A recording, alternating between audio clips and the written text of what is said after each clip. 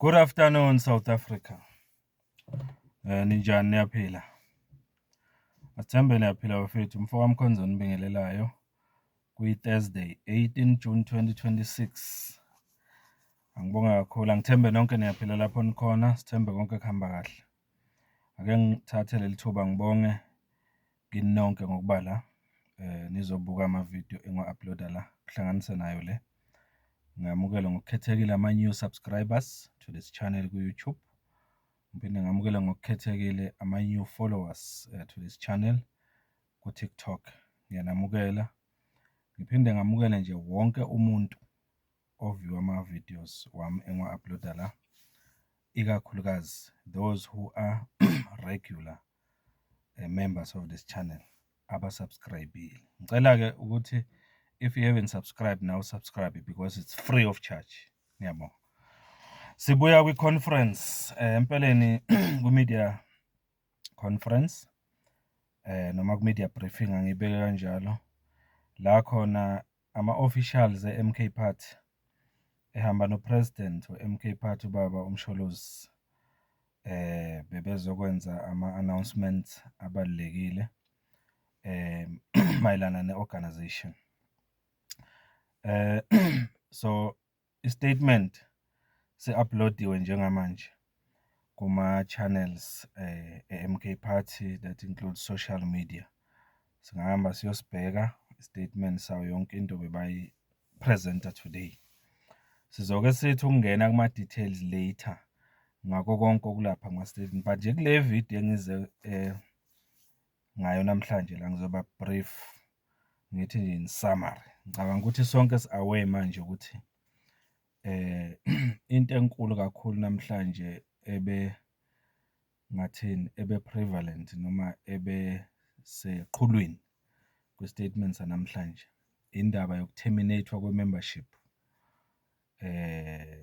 kaDuduzile Zuma Sambudla noNhlamulo Ndlela from the MK Party. They are no longer members of the organization. Their membership has been officially terminated. uDuduzile Zuma noNhlamulo Ndlela abasewona ama-member e-MK Party. It's official now.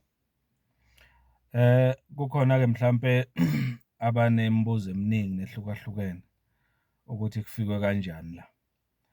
It's simple. I-organization inemithetho elandelwayo. Siyazi ukuthi if kuwukuthi ekhaya kunomthetho, kunehlongandlebe ekhaya, lokho kuye kudinga ukuthi abazali ekhaya noma i-head of the family, ubaba nomama, balekelelane badile nehlongandlebe elikhona ekhaya, kuthathwe iy'nqumo. So i-organization ngikholelwa ukuthi yenze exactly that.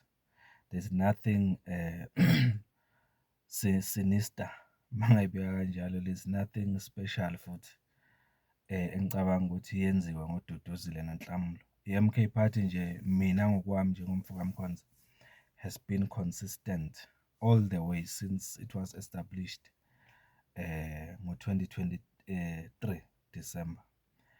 Ngikholelwa-ke ukuthi isinqumo esenziwe namhlanje akusinto engaba yinto kufanele sibe nokuyenza ibe special. It's just a decision.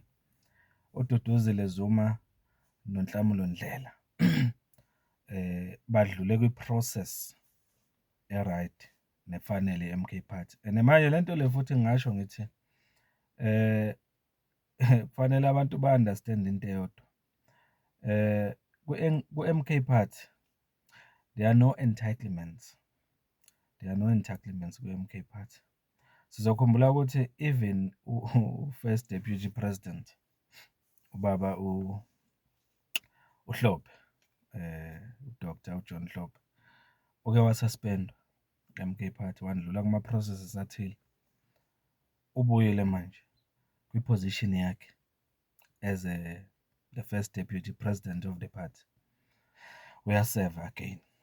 But kunomehluko okhona okufuna niwunake ngobaba uJohn Hlophe. Ubaba uJohn Hlophe was suspended. Uyayizwa leyo nto? Azange a-expellwe. He wasn't expelled, he was suspended.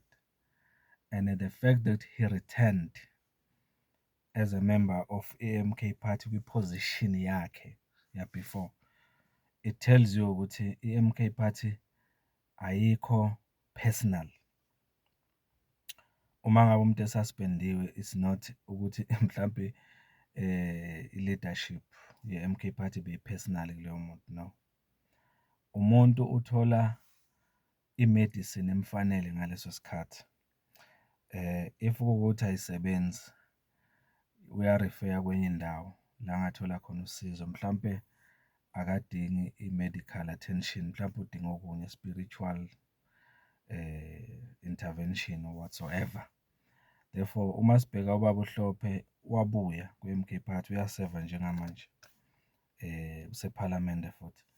Ngizama ukwenza ini la, ngizama ukwenza ukuthi abantu bayibuke i-MK Party ngeso elibanzi. Ayikho personal i-MK Party. MK Party yenza izinto consistently kuwo wonke ama-member wayo. It depends-ke ukuthi umuntu uziphatha kanjani i-organization nasemthethweni i-organization. Kunabantu ku-MK Party abaqala ngokususpendwa bagcina be-expelled. One of them, ubaba uNhlamulo Ndlela, njengoba sesizwile namhlanje ukuthi is now expelled. Qalwe nge-suspension. Yabona-ke le process elandelwa i-MK Party e-include ukususpendwa noma uqale mhlawumbe umuntu amiswe kube nama thize ashiwoyo nge-suspension yakhe asamisiwe and everything. The period ye-suspension yiyo mina ngikholelwa ukuthi ifike ikutshele ngokuthi loyo muntu osuspendiwe uyisima kanjani, because I believe ukuthi lapho that's where kuba what you call mitigation. La khona kukhulunywa naye, kube nama-exchanges of some sort, kudiscusswe i-issue amisele yona and everything. Ila kufike futhi kuzobonakala khona ukuthi leyo muntu loyo kukhona mhlampe azisolayo ngako, kukhona yini akubonayo okungamaphutha ngaye, mhlampe la kufuna khona abonise submission, asubmit la kufanele asubmit khona ku-authority and everything. So ila kufike khona kubukwe ubuntu bakho ukuthi uyisima kanjani ngempela wena as a whole, because kwi-organization sidinga abantu aba-real, genuine. Asidinga abantu abangama-fake. So-ke mangabe kutholakala ukuthi mhlawumbe kuleyo process ye-suspension ungumuntu oyimember yephathi, unikwa ithuba lokuthi uchaze, uphendule ukuthi kungani wenze ukuthi nokuthi nokuthi, mhlampe uzibonakalisa wona njengomuntu o-above mhlampe leyo nto osolwa ngayo, then kuzoba ne-problem. Ngikholelwa ukuthi esimeni sikaDuduzile Zuma noNhlamulo Ndlela kuningi okwenzekile behind closed doors esingakwazi, okulidele ukuthi ngokuhamba kwesikhathi kugcine kusukwa ku-suspension ngabo, kugcine kungene i-expulsion. Akuvele kufikwe nje esinqumeni esifana nathi. And mina ngingasho njengomfowabo kaMkhonza ngithi i-MK Party uma ithatha ama-decisions ngale ndlela, mina ngikholelwa ukuthi this is the right path okufanele ilandelwe. Uyayizwa leyo nto. Kukhona-ke laba esingababiza njengamanqe, kodwa ngazi yini le nyoni ethiwa yinqe noma amanqe, le nyoni lezi kodwa ibizwani nge-English, aningikhombuze la kuma-comments. Kukhona-ke labo othola ukuthi uma ngabe kususpendwe umuntu ku-MK Party, especially ama-political party, abese ehamba Nicodemusly, ahambe ngale ngemuva emvakashele efuna ukuyomnxenxa leyo muntu ukuthi ayishiye le organization and all that, enze lokuya nalokuya, okubonisa ukuthi mhlampe bambonisa ukuthi i-organization i-wrong ngaye and everything. Bake bakwenza abanye, siyabazi, bevakashela yena ubaba uHlophe esuspendiwe ku-MK Party, besho lokuya nalokuya and everything, but ngenxa yokuthi ubaba uHlophe was genuine, azange aze mhlawumbe wabezwa kodwa azange abalalele. Yingoba manje eqhubeka nje i-MK Party member in good standing. Ngikholelwa ukuthi uDuduzile Zuma, Nhlamulo Ndlela nabanye i-MK Party yaba-expella before, those people kufanele ukuthi bake banze introspection bazihlolisise ukuthi bayisima kanjani in terms of ukuhlonipha imithetho ye-organization nokuzithoba kwi-authority ekhona ngaleso sikhathi. Yiloko nje ngifuna ukusho. Kodwa-ke ngingayi further ngoba i-statement sisazosibona laphayana si-upload-iwe sisibheke sichaze mhlawumpe izinto ey'thile okufuna siyichaze in our next video. Ngifuna ukuveza lokho. Kunamaphoyinti lana engicanti kufuna abalulekile ukufuna siwaveze. U-SG uNomvalo uthe uyacela ukuthi le ndaba le yokudicide ngoDuduzile noNhlamulo iphelele la namhlanje. Bayacela ukuthi be-MK Party bangalokhu bebuzwa further questions about them because ibuziwe imibuzo lapha i-media ichazelwe yaphendulwa embuzweni bebanayo. So there's no need ukuthi kube ngilokhu entertainwa le ndaba moving forward. Sibhekene nokhetho oluphambi kwethu. Sibhekene nama-elections kufuna kufocuswe kuwo njengamanje. MK Party kufanele iwine ama-elections and nami njengomfowamkhonza ngithi ngiyamsupporta kulokho. Angeke size sibanjezelwe ukudiscussa indaba yabantu asebexoshiwe ku-MK Party. Yayibona? So okunye engifuna ukukuveza la ukuthi kulaba abaloku bememezela indaba yokuthi i-MK Party isezuma stokvel. Ngicabanga ukuthi uma ngabe umqondo wabo uyasebenza kahle nama-senses wabo right, bayabona ukuthi lento ahlezi beyisho ayikho. MK Party is not a Zuma stokvel. Ngicanti nikubonile namhlanje. No one is above the MK Party. Mhlawumbe singasho ukuthi upresident wayo JZ kuphela angaba above MK Party. Unelungelo as the founder of the organization but akalisebenzisi lelo lungelo kabi, akali-abuse. Kwayena uyasubmitha to ama-principles nama-rules e-organization. Boyini-ke wena ukuthi ungaba above upresident wenze different ku-president we-organization oyi-founder yale organization. So i-MK Party-ke ngicela ukuthi sidlulise lokhu kuwo wonke umuntu onesifiso sokuba yi-ward councillor, i-PR councillor noma ofuna ukuba yimember ye-MK Party ephalamende, wherever la kune-position khona under i-umbrella ye-MK Party. Kufuna nazi lokhu. Ngicela ningilalelisise la. Uma kuwukuthi uyabheka i-track record ye-MK Party since yasungulwa, ku-MK Party akudlalwa, kunama-jokes la. I-decision iyathathwa nje on the spot. Akulindwe izinto ey'thize njenga-ANC ngoba uma ungabheka i-ANC, bukani i-ANC ukuthi sifake kuphi kule country ngokuthi ibe lenient nala kungafanele ibe lenient khona. Iqhubeke isebenzisa abantu okufanele ngaba bekho kuma-position akubo ngenxa mhlampe ye-leniency noma shaya imithetho ye-organization ingalandelwa ngoba i-ANC inayo imithetho eyibhalile but ayi-implement. Yingakho labo bantu be-ANC okuwukuthi abanye baku-government basephalamende and everywhere ma-strategic position ekhanda bagcina befaka lonke izwe, becwilisa umkhumbi, befaka izwe enkingeni ngenxa yenkinga eku-organization. MK Party is different uma ungathatha ukuyibheka. Iqhamuka nge-angle ethe ukuhluka ku-ANC. I-decision iyathathwa la ekhaya baba. And somkhumbula upresident Zuma ukuthi akayiqali lento wayiqale sewupresident we-country.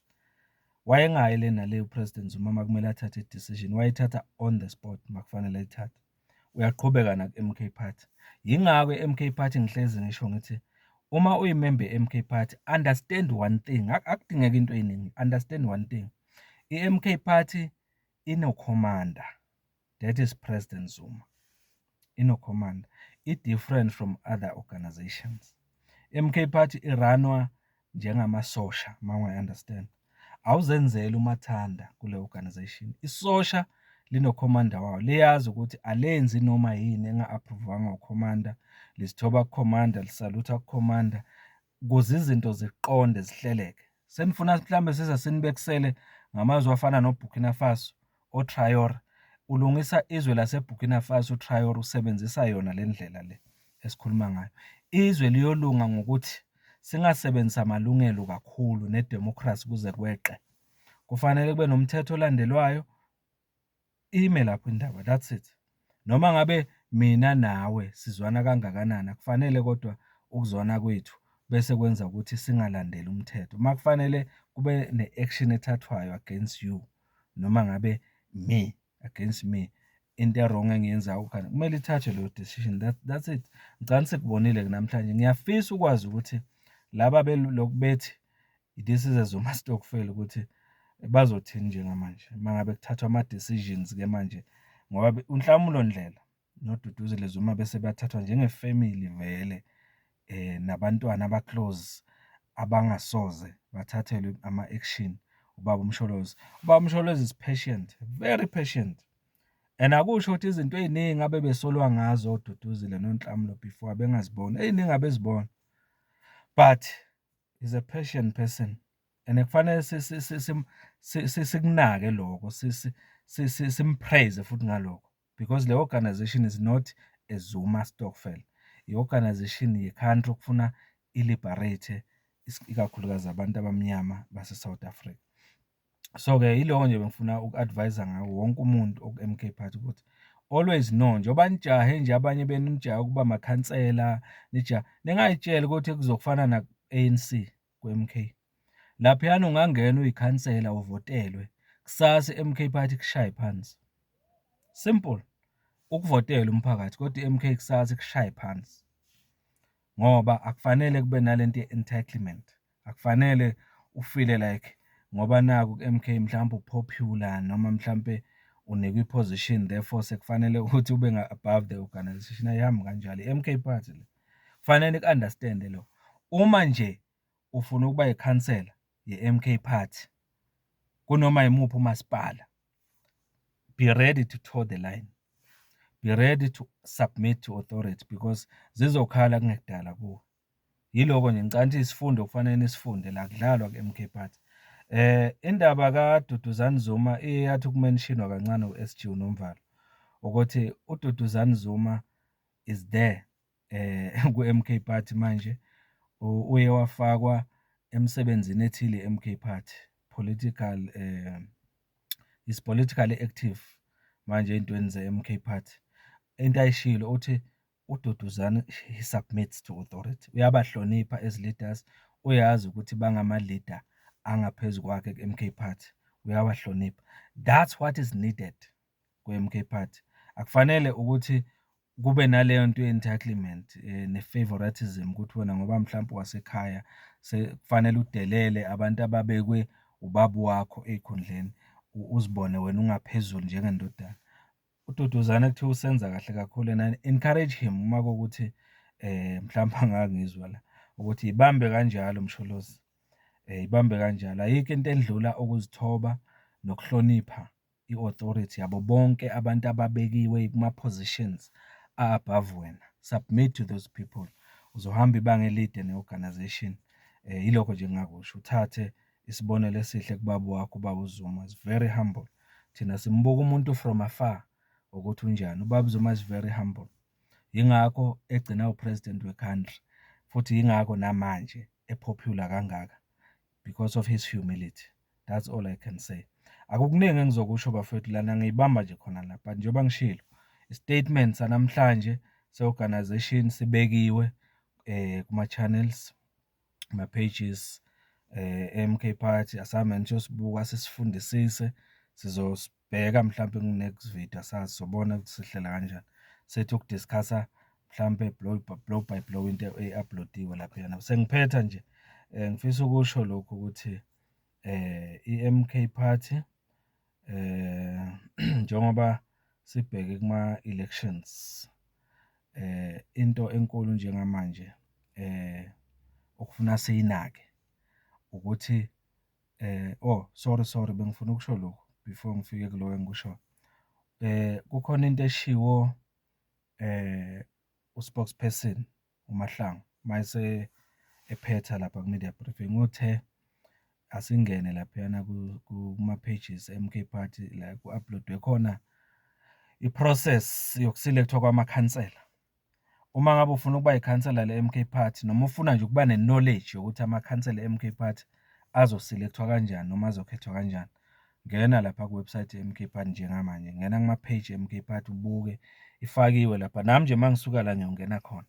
Noma ngingana-interest ekubeni ikhansela-ke mina, but ngiyofunda, ngifuna ukuba ne-knowledge yokuthi yini nani nani ezobukwa uma ngabe ku-select-wa umuntu ozoba ikhansela le-MK. Ngicela sibheke khona manje siyobuka lapho. Ngibamba la umfoka Mkhonza lo. Thank you so much. Ngicela sikhomente ngayo yonke into-ke esiyizwile namhla ku-media briefing, sizwe uvo lwakho. Uthini ngama-decision athathwe i-MK Party namhlanje? Ake sizwe ukuphawula kwakho. Sihlangane ngama-comments. Ngicela uma ungaka-subscribe, please do subscribe. It's free of charge. Please do press follow ku-TikTok. It's free of charge. Let's grow this channel together. Umfoka Mkhonza lo. Thank you so much.